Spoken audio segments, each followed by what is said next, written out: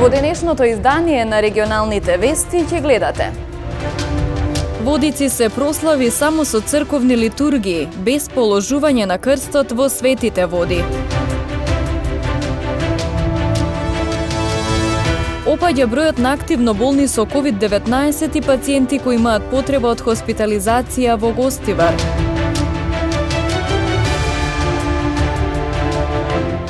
Деновите на зимскиот распуст искористени за подобрување на условите во училиштата во Тетово.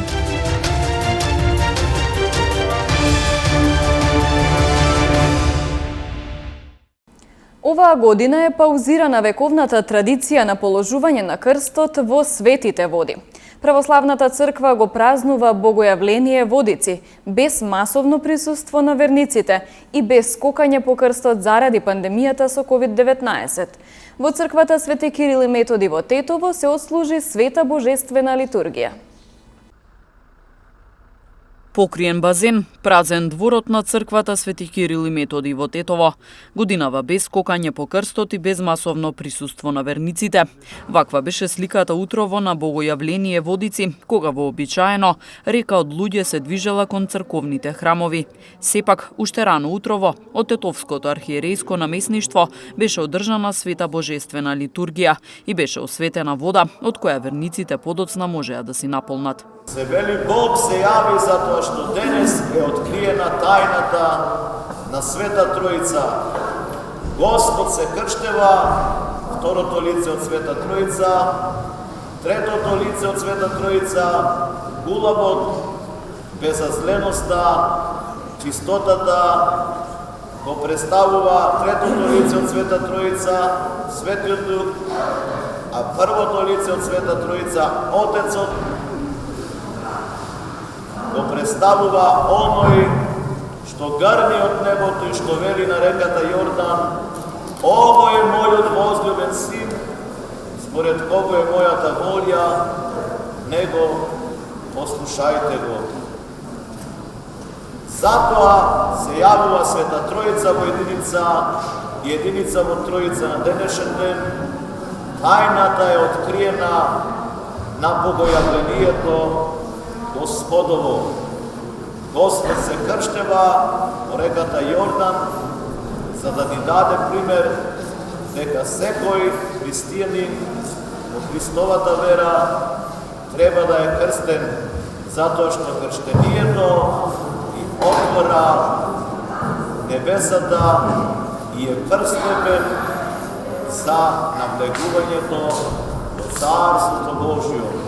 За прв пат годинава беше паузирана вековната традиција на положување на крстот во светите води.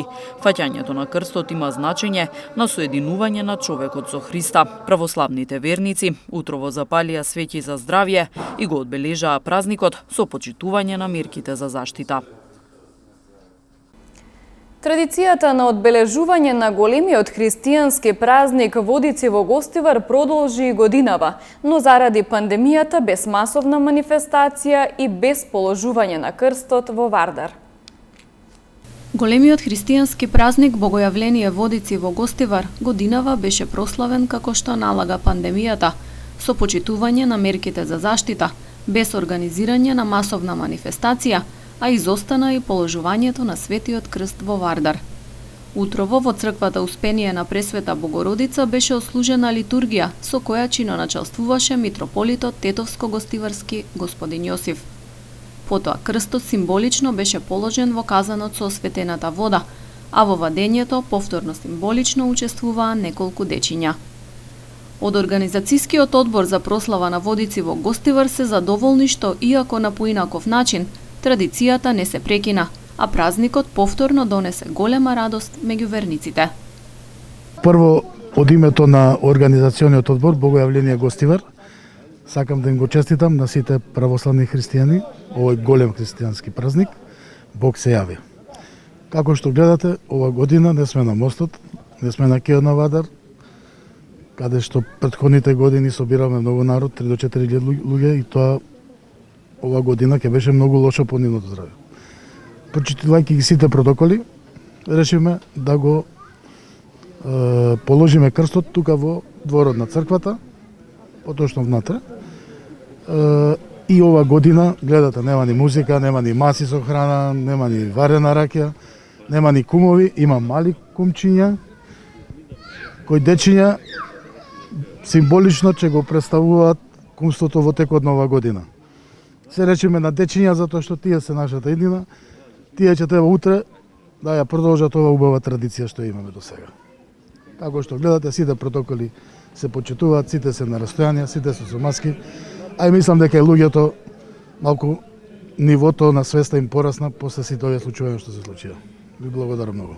Иницијативата за славење на водици во Гостивар се возобнови после скоро 7 децени традиција, да кажеме нешто околу тоа. Иницијативниот одбор и организацијски одбор, благодарејќи на неговото високо првосвештенство, митрополитот Полошки, владиката Јосиф, кој што ни даде благослов и доверба да го организираме ова, ние го возобновиме и мислам дека на многу убав начин ова традиција продолжиме. Ова година такви се условите, поради пандемијата, малку поскромно, меѓутоа символично традицијата се продолжува и понатаму. Богојавление Водици народот го празнува како еден од најголемите христијански празници. На тој ден Исус Христос е крстен од Свети Јован Крстител во реката Јордан. Со тоа се укажува на значењето на крштевањето како една од светите тајни на христијанството. Крштевањето значи и духовно раѓање, односно почеток на човековото живење во верата. За возобновената традиција на прослава на водици во Гостивар пошироко ќе можете да гледате во четврток навечер во емисијата Приказни од Гостивар на телевизија КИС именада. Епидемиолошката слика со коронавирусот на подрачјето на Гостивар засега останува стабилна. Опаѓа бројот на активно болни, како и на пациенти кои имаат потреба од хоспитализација. Здравствените работници во Гостивар конечно периодов може малку да здивнат. Од почетокот на новата година епидемиолошката состојба со коронавирусот на подрачјето се држи на стабилно ниво. Според последните податоци од Институтот за јавно здравје, моментално активно болни се 332 лица, што е опаѓање за над 100 во период од неколку дена. Намален е и бројот на пациенти кои имаат потреба од хоспитализација. На инфективното одделение моментално престојуваат 8 пациенти со средно тешко клиничка состојба, двајца се на кислородна терапија и тие се во релативно средно тешка состојба. Ситуацијата како ја оценувам како стабилна, бидејќи со вака мал број на пациенти и оние што ни идат амбулантски и тие се во мал број, да ви кажам, и ќе чекаме уште некој ден да видиме и другиот христијански празник Водици да поминат, па ќе кажеме тачно каква е ситуацијата, иначе мирна. Затишјето не значи дека опасноста од ширење на вирусот е помината, велат лекарите. Апелот за граѓаните останува ист како и во текот на целата пандемија. Значи, додека се почне вакцинирањето, апелирам на луѓето да се придржуваат кон мерките на Министерството за здравство, да носат маски, да одржуваат растојание и да ја одржуваат хигиената на највисоко ниво. Епидемиолошката слика со ковидот е подобрена и на државно ниво. Бројот на активни случаи во земјава е 12.500, од кои најголемиот дел 7.304 се во Скопје, 468 во Тетово и 455 во Куманово. Деновите на зимскиот распуст се искористиле за да се подобрат условите во сите образовни институции во општина Тетово, тврдат од секторот за јавни дејности. Освен во основните, оваа година ќе се инвестира и во средните училишта, каде имаше застој поради долговите.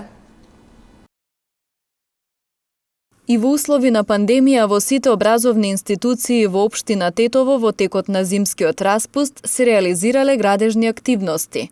За надлежните стана практика училишните паузи да се искористат за спроведување активности за подобрување на условите во училиштата и квалитетот на наставата, вели раководителот на секторот за јавни дејности при општина Тетово Ахмет Ќазими.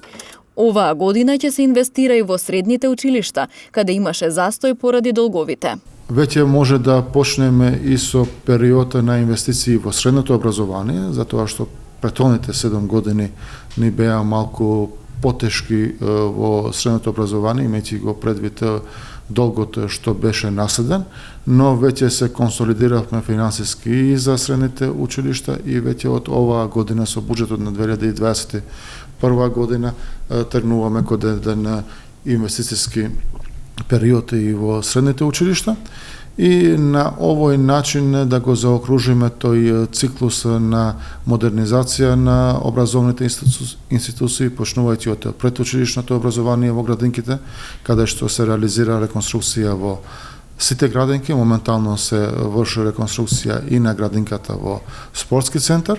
Веќе основните училишта во сите училишта се реализираа градежни инвестициони активности. Имавме проблеми со плаќањето на долговите во училишта во Гоце Делчев, но веќе од оваа година со крајот на фискалната 2020 година и тоа училиште е со нула долгови и во 2021 година и таму се предвидени инвестициски работи да се реализираат. Според Чазими, првото полугодие во општина Тетово во услови на пандемија заврши успешно.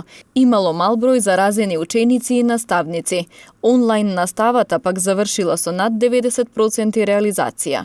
Процентот на реализација на онлайн наставата во средното училиште, како и во основното образование, каде што имавме процент над 90% на реализација на наставата, тоа не задоволува, дека имавме многу мал број на ученици кои што поради X причини не може да следат наставата.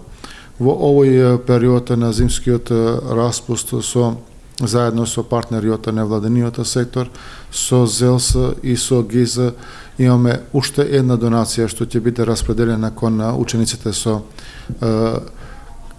од ранливите групи, така да имаме сеопфатност на следење на онлайн наставата во училиштата.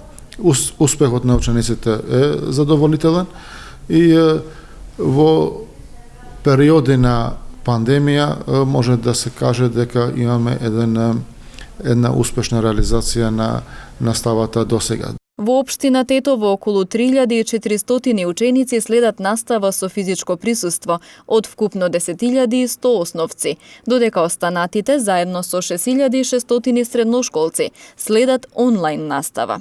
Второто полугодие ќе започне на 21 јануари во четврток и ќе продолжи да се спроведува со комбинираниот модел. Од литературниот клуб Кирил Печиновиќ ги објавија резултатите од конкурсот кој се одржува секоја година и на кој се испраќаат песни во две категории – песни за возрастни и песни за деца. Разговаравме со дел од добитниците на наградите, чија пасија и хоби е пишувањето поезија. Годишните времиња е насловот на песната која ја освои првата награда во категоријата Песна за деца на конкурсот на литературниот клуб Кирил Печиновиќ. Авторка на оваа песна е Силвана Крстовска, која иако се занимава со музика, пишувањето поезија е нејзина љубов уште од мали нозе. Прв пат учествувала на овој конкурс и ја освоила првата награда. Тој конкурс всушност многу години обстојува, но јас за прв пат сега учествувам во него и истиот тој конкурс има две категории. Значи категорија поезија за возрастни и категорија поезија за деца. Мојата првонаградена песна спаѓа во категоријата за деца, значи носи наслов Годишните времиња. И всушност тоа е песна од 16 стихови, 4 строфи. Во неја имам употребено паралелна рима и персонификација. Јас испратив 4 песни вкупно. 2 песни за возрастни и 2 детска поезија.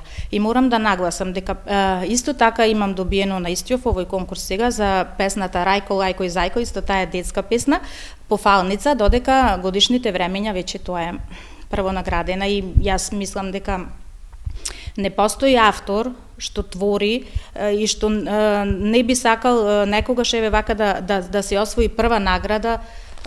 Мислам дека тоа е нешто најубаво што може да му се случи на еден автор, бидејќи веќе имате тука признание за својот труд.